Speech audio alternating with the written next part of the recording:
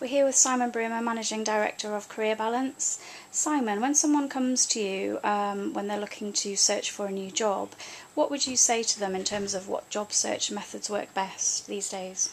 Well, we advise our clients always to use a mix of approaches. I always say the job market has become like a job market jungle. You've got roles which are advertised on the internet, there are other jobs which will be advertised in newspapers, you've got recruitment consultants, you've got headhunters, you've also now got LinkedIn, which has got a very good job search facility. So it's worth thinking before you dive in what methods are going to work best. What we usually say to people is that you should probably spend the bulk of your time with doing some fairly careful research on the organisations that you want to work for. Many will advertise jobs on their own website.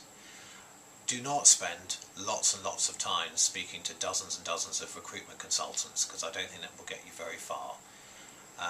The other thing to do, of course, is to keep an eye on newspapers. You may often see something in a newspaper which you would not notice on an online job site.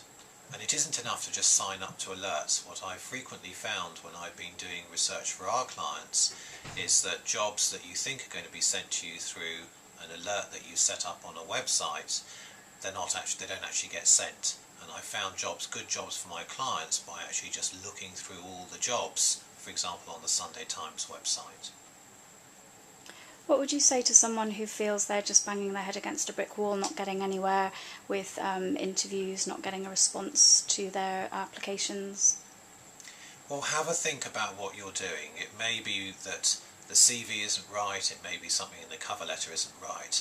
I frequently have people coming to us who show me a CV or a cover letter and I can see an immediate error in it, or there's something in the profile which doesn't position the person correctly. So I think if you are looking, just step back, think what's working, what isn't working, and sometimes you've got to go back again. It could be a recruiter that you've spoken to a while ago. Get back in touch with them. If you've approached a company, you still like that company, go back to them again. So don't give up on the first attempt.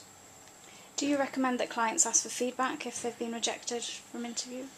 It is hard to get feedback and to get honest feedback, but I think it's always worthwhile. And I think if you do go back to an employer and say, look, I'd like some feedback, I think that's seen quite positively, and it can sometimes lead to you getting an interview, because if another role comes up, it may well be that the organisation, because they've had a little bit more contact with you, will remember you and they'll get in touch with you and let you know that a role's available.